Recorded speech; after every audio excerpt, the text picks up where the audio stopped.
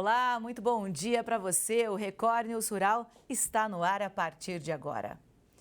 Embora seja um dos maiores produtores de alimentos do mundo, o Brasil enfrenta problemas primários no campo.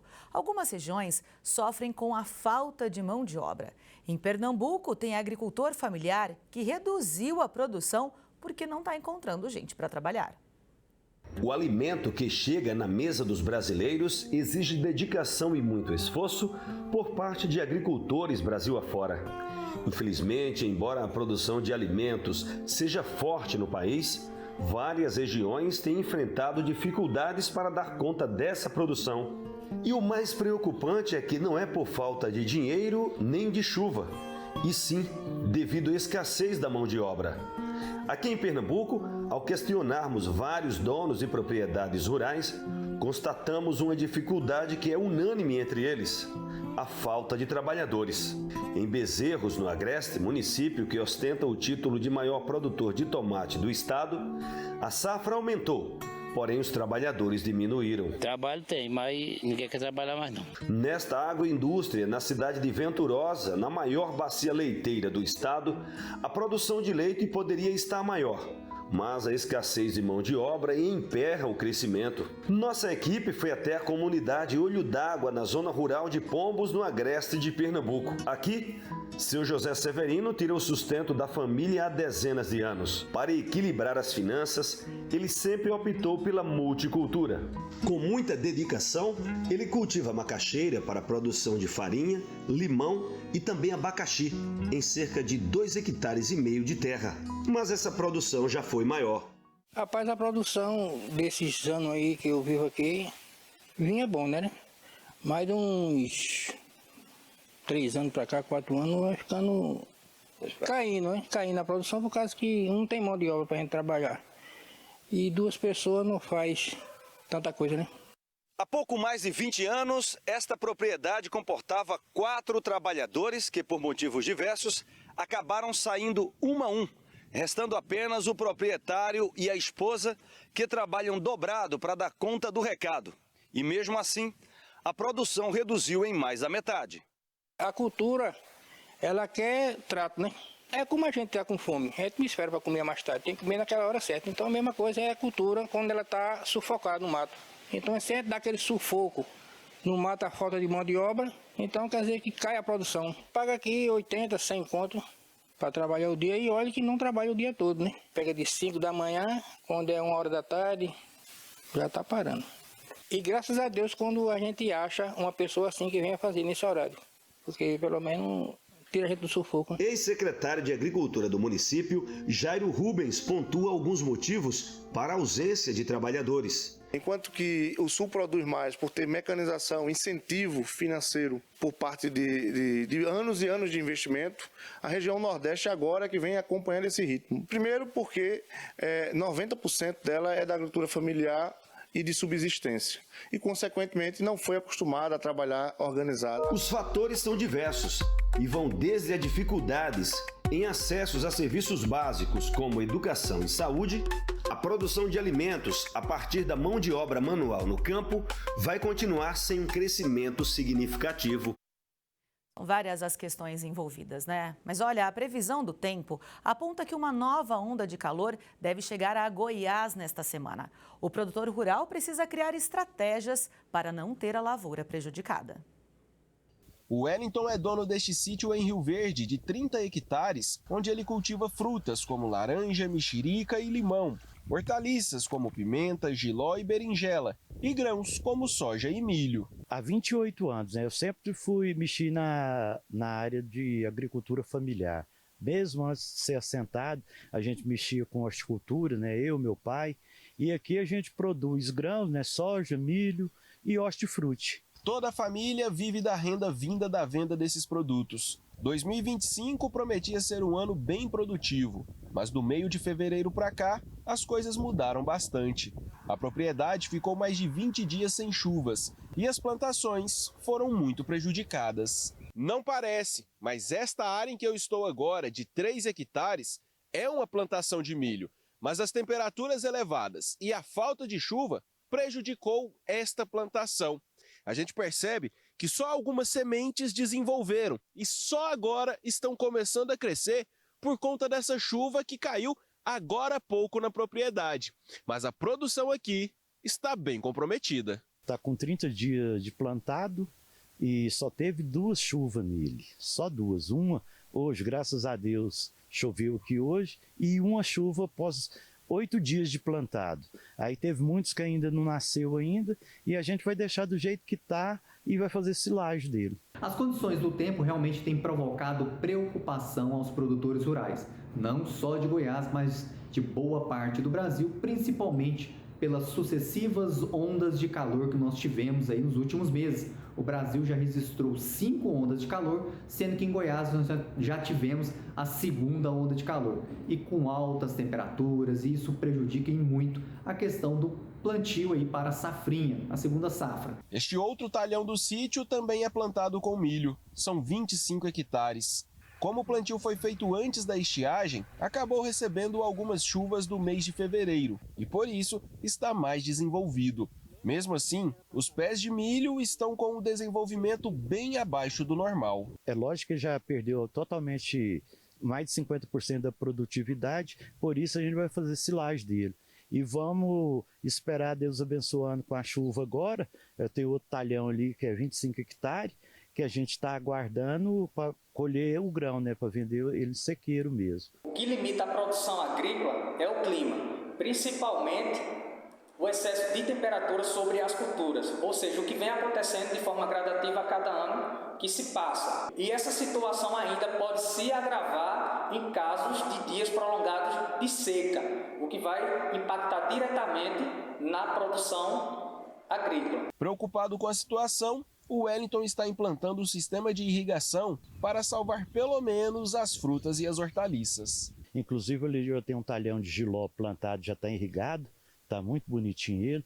Tem um talhão de pimenta e outro talhão de abóbora que a gente vai começar a produzir agora, irrigado, para atender o PAA do governo federal e do governo estadual, que é o Programa de Aquisição de Alimentos. A gente vai produzir hortifruti aqui para fazer na entrega da merenda escolar. Outras ondas de calor devem atingir o estado de Goiás ainda neste primeiro semestre de 2025. O produtor rural, neste momento, tem que fazer um bom planejamento para a questão da safrinha. As ondas de calor já estão no nosso calendário. Antigamente falávamos aí de uma pequena estiagem e hoje não. Nós temos aí uma questão de sucessivas ondas de calor que podem sim trazer bastante prejuízo ao produtor rural.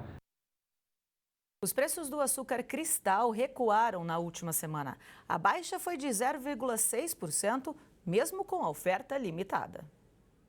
A média do indicador da saca de 50 quilos do açúcar cristal branco fechou na semana passada a R$ 140,58 no mercado spot de São Paulo. De acordo com o levantamento do CPEA, a baixa foi de 0,6% em comparação ao intervalo anterior. A queda ocorreu mesmo no período final de entre-safra, momento em que a oferta de açúcar por parte das usinas está mais limitada. Isso porque a demanda também está fraca, já que alguns compradores estão esperando os preços melhorarem.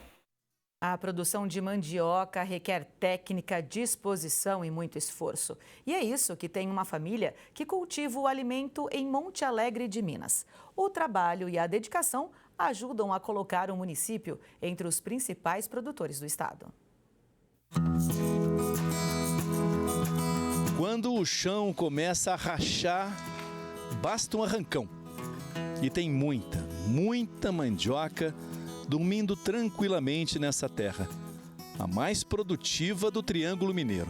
Na região tem mandioca grande já pronta e as pequenininhas. O Alessandro tem 3 áreas. Ele nos levou ao Cascavel, essa região aí de 12 hectares que foram arrendados. Tá aí, ó, uma turma alegre que finda o trabalho dessa manhã, uma atividade bruta. E a mandioca a gente percebe, ela tá enxutinha, não tá? Não, essa aqui tá pronta para comércio, né? Essa aqui tá 100%, ó. Na medida que ela racha desse jeito assim, é um barulho até crocante, né, Carlos? Isso, tá pronto para pôr na panela, ó. Como é que a gente sabe quando a mandioca tá pronta para arrancar da terra? Aí essas daqui, 6 meses em diante, ela começa a rachar o chão, aí você pode meter o sarrafo que tá pronto. Esse pessoal vem para a lida ainda de noitinha, às 2 da manhã, e só deixa o eito às 8, 9 horas. É uma cultura que nós temos que ter o ano inteiro para nós conservar os clientes que nós temos lá, né? Por exemplo, a gente leva, a maioria das mandiocas que leva, já leva vendida. Nós já temos nossos clientes. Aí ou com chuva ou com sol, nós temos que arrancar. Como arranca a madrugada, se tiver chovendo, tem que vir. Tem que tirar do trator, tirar na cacuna, tem que se virar, que é um compromisso que nós temos lá na frente. O podão é essa faca boa que só deixa as raízes no jeitinho para serem agrupadas na caixa. Em média, 30 quilos cada. E por cima vão os raminhos. Ela conserva a umidade, você tampando ela vai dar uma suadinha e vai conservar bem a mandioca. Se você não pôr nela, vai ficar uma mandioca seca, a terra vai secar bem mais. Tá na hora, então, depois de colocada na caixa, aí leva a carga para ser distribuída para todo o Triângulo Mineiro. E a qualidade dessa mandioca, Alessandro? É devido à terra, né? Uma terra que é mais argila, costura braba que a gente fala, né? É onde produz, dá uma qualidade dessa aqui, igual vocês mesmo viram aí, ó. Pé de 5 a 15 quilos de mandioca. E a terra é boa. É uma costura braba, é a terra para mandioca, né? Ela não para de cozinhar. Você começa a colher ela com 6 meses. Você colhe até 1 ano e meio, 2 anos, sem problema. Vamos conhecer as descascadeiras. De mandioca, uai. A Lindalva e a Daiane. Em média, descascam 30 caixas por dia. Assim. O horário delas é igual ao dos meninos, das 2 às 8 da manhã. Cada uma 30 quilos. A Lindalva da Silva tem 10 anos na profissão, é veterana. Trabalhou a vida inteira. Era inchada, mas aí como eu fiz uma cirurgia da mão, aí eu não aguentei cabo de inchada. Ainda passou por mandioca. Tá. Nunca se feriu, não? Corta. De vez em quando corta. Mas pouquinho. Ah, de comer eu não gosto muito não, mas de cascar eu gosto. Por quê? Ah, não, aí vai indo a gente come direto, né, assim. Vai indo enjoa já. A produtividade do povoado dos Garcia chega a 25 toneladas por hectare. O Alessandro investe R$20 mil em cada 1 hectare. Uma cultura, como ele falou, quase perene. É uma riqueza de produto. E é boa mesmo. Mandioca aprovada, mandioca aqui do povoado dos Garcia, viu? Tchau. Deu água na boca mesmo, hein? Olha, o agro paulista registrou um superávit de 3 bilhões de dólares no primeiro bimestre deste ano. Esse número até parece alto, mas representa uma queda de 25% em relação ao mesmo período de 2024. São Paulo está mantendo a liderança no ranking dos estados exportadores, com 18,1% da participação nacional. No acumulado dos 2 primeiros meses de 2025, as exportações do agronegócio totalizaram 4,03 bilhões de dólares e as importações 1,2 bilhão de dólares. Assim, o saldo da balança comercial no estado apresentou superávit de 3,01 bilhões de dólares. O número é expressivo, mas representa uma queda de 25,7% em relação ao período de janeiro e fevereiro do ano passado. A baixa reflete a queda nos embarques de açúcar, principal produto paulista de exportação, já que o Brasil está na entre-safra e o mercado internacional segue aquecido com a disponibilidade do produto da Índia, Tailândia e União Europeia. Outros produtos, porém, registraram crescimento, com destaque para o café, sucos e carnes. Os dados fazem parte da análise mensal do Instituto de Economia Agrícola, vinculado à Secretaria de Agricultura e Abastecimento de São Paulo. O complexo sucroalcooleiro, o grupo de sucos, setor de carne, produtos florestais e café representaram em conjunto 75% das exportações do agronegócio paulista no período. Você conhece a amêndoa de coco babaçu? Ela é a principal matéria-prima de um análogo de queijo, de uma bebida e até de um hambúrguer desenvolvidos pela Embrapa. Os produtos à base de plantas são novas opções de geração de renda para as comunidades de quebradeiras de coco do Maranhão, que já fabricam sorvetes e biscoitos, por exemplo.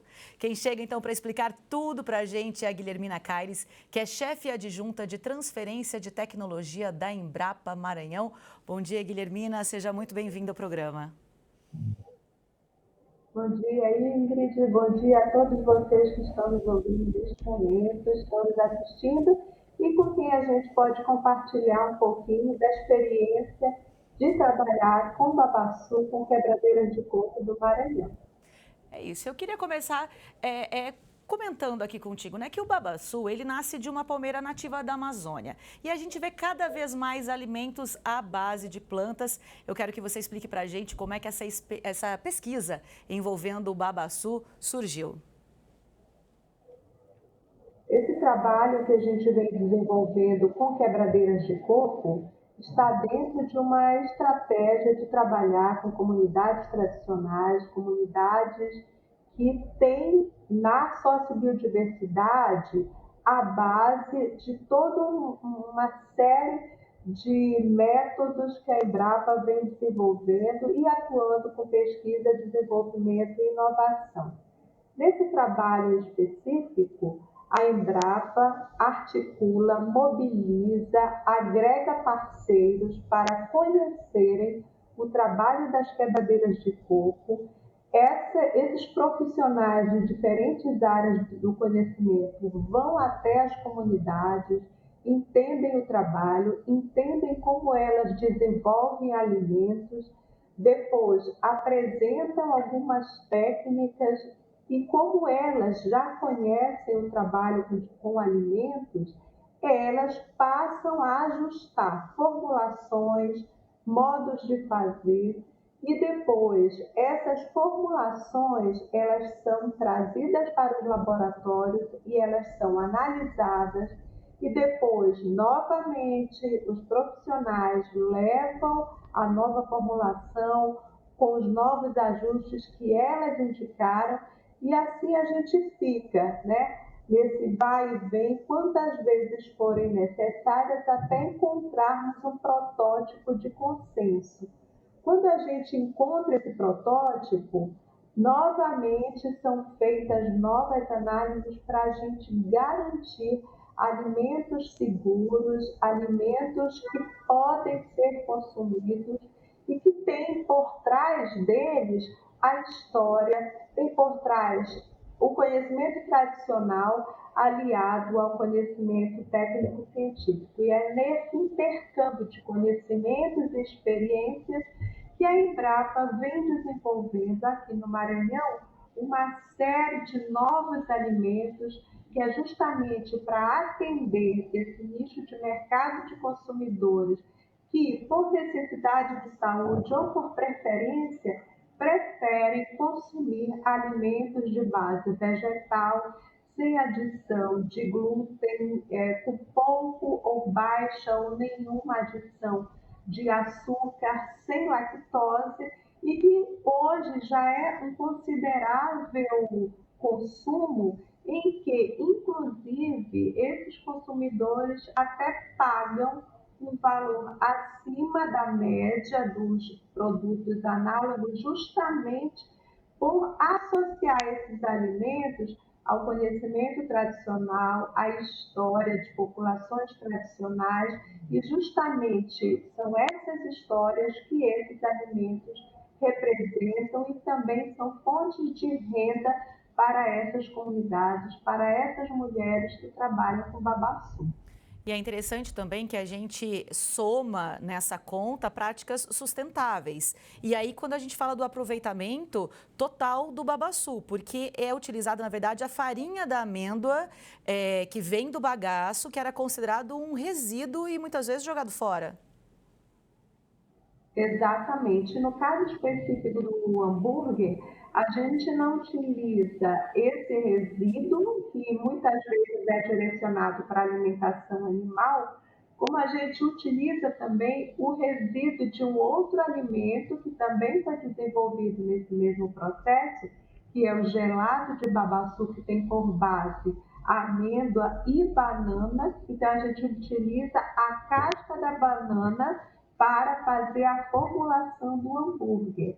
Então, é justamente para aproveitar, né, para utilizar o alimento em sua completude, que a gente consegue não apenas garantir segurança alimentar, mas também alimentos de qualidade, alimentos seguros, que fornecem à população, aos consumidores, essa oportunidade de consumir alimentos que têm história, alimentos da sociobiodiversidade brasileira, que é o caso do babaçu. Eu queria que você explicasse mais, né, que você nos desse detalhes. Aí, no caso do hambúrguer, a gente está falando da farinha, né, do babaçu, do coco de babaçu. Você também falou da casca da banana, tem a farinha de arroz. Qual que é o papel desses ingredientes na estrutura, no sabor desse produto? Eu não vou te contar agora qual a proporção, porque ou você vai assistir um vídeo que vai contar isso, então você vem para o Maranhão para conhecer e consumir esse alimento aqui nas comunidades com quebradeiras de coco que já produzem esse alimento. O que a gente tem na composição? A gente tem esse resíduo da amêndoa prensada, que é conhecida como torta de babaçu. A gente tem a casca de banana. Numa primeira formulação que nós fizemos, a gente introduziu também a farinha de arroz, a gente introduziu feijão, a gente também tem uma composição aí de temperos, né? Todos os ingredientes são de fácil acesso, que é justamente para permitir a essas comunidades que essa matéria-prima seja com esse fácil acesso, mas também tenha as boas práticas na fabricação desse alimento, que novamente possamos oferecer aos consumidores alimentos seguros, alimentos que de fato têm uma composição, se a gente vai considerar um hambúrguer de 100 gramas, a gente tem aí um percentual de por volta de 13% de proteína, então são alimentos nutritivos. A casca da banana também age aí como uma funcionalidade para esse alimento, então a gente tem a garantia da fibra. A gente pode agregar aí os temperos também para saborizar esse alimento. Então são todos os ingredientes de fácil acesso, que são de um valor, né, de um preço que é possível serem adquiridos facilmente por essas comunidades. E, ao final, a gente tem um alimento em que, mais do que preço para o consumidor, tem um valor social, um valor histórico, um valor cultural, que com certeza vale a pena, porque você está não somente contribuindo para a geração de renda, mas fortalecendo a cadeia do babaçu, o processamento integral do babaçu e principalmente as mulheres que fazem esses alimentos, as mulheres do babaçu, as quebradeiras de coco. Bom, eu ia comentar contigo que eu vi um vídeo, né, da Embrapa ensinando a fazer o hambúrguer, então eu já tenho uma receita, mas eu confesso que eu prefiro ir até o Maranhão inicialmente para depois saber se eu sei fazer mesmo o hambúrguer, viu, doutora? Com certeza, com certeza. E é importante também dizer que não seria possível a gente ter feito todo esse trabalho se não fossem nossos parceiros. E provavelmente quem você assistiu foi um dos professores da equipe que trabalha com o desenvolvimento de novos alimentos com babaçu. Então, é por conta dessa rede de parceiros, professores da Universidade Federal do Maranhão, da Universidade Federal do Ceará, de outras unidades da Embrapa, especificamente do hambúrguer, A gente contou com a parceria da Agroindústria Tropical, localizada em Fortaleza, e toda a rede de outros parceiros que puderam, em paralelo, desenvolver a identidade visual desses produtos, as logomarcas, as embalagens, enfim, né, que puderam também financiar, né, porque a gente não pode realizar pesquisa sem garantia também de financiamento. Então, além da Embrapa, a gente tem também financiadores daqui do Brasil, como também tem financiadores fora do Brasil, né? A GIZ é nossa parceira, GFI é nossa parceira, enfim, né? A gente tem aí a possibilidade de agregar outros parceiros para o desenvolvimento desses trabalhos aqui no Maranhão. Bom, a gente está falando mais do hambúrguer, mas também essas comunidades, essas mulheres, elas já desenvolvem, já comercializam outros tipos de produto a partir do que seria o resíduo do babaçu, né? Exatamente. Elas já fazem biscoitos, sorvetes, pizzas, salgados diversos. Né? O que nós apresentamos foram novas formulações para alimentos que já existem, que elas já fazem, e também apresentamos a possibilidade de novos alimentos, como é o caso do hambúrguer, como é o caso do análogo de queijo, como é o caso da bebida vegetal tipo leite. Então, são tecnologias sociais de acesso facilitado e que a gente tem a possibilidade de desenvolver junto com elas, junto com essas mulheres, junto com essas comunidades, porque é um tipo de projeto em que a inovação tem um impacto social muito grande. Então, mais importante do que o desenvolvimento dos produtos, é o impacto social que esses produtos também promovem nas vidas dessas mulheres, dessas famílias.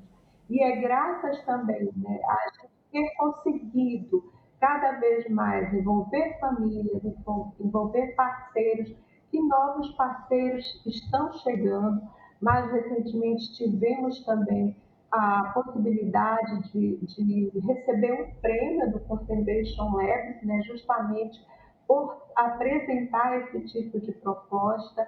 Então, não é um mérito somente da Embrapa, é mérito da rede de parceiros que acompanha, que executa junto conosco e que não seria possível se não fosse o engajamento, a determinação e a concordância dessas mulheres em também desenvolverem conosco pesquisas e trabalhos. Perfeito. E Guilhermina, matéria-prima não falta aí, né?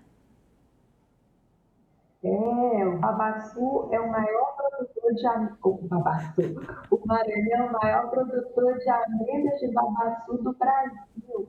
Então, ainda é uma palmeira que é muito associada à miséria, ao atraso.